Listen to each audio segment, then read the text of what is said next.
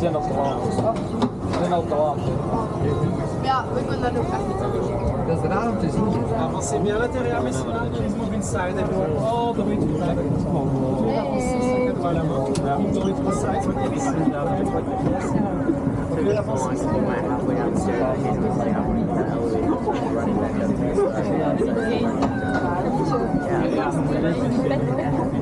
When we were halfway downstairs, he was like, when we go to the elevator, he walked all the way up and he's like, he wants to just walk down. Oh, joh, dat is hier. Ik zie niet dat ding. Dat gaat met je micro. Ja, hey, Rune kan toch zijn meeting.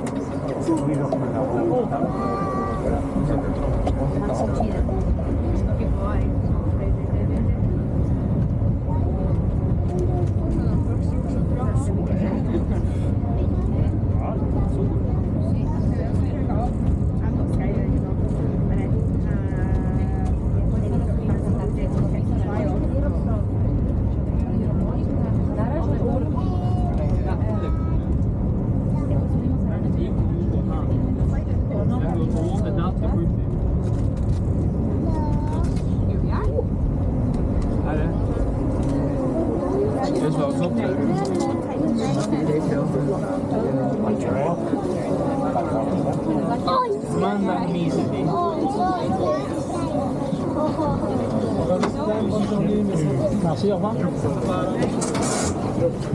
C'est ta porte? C'est laquelle?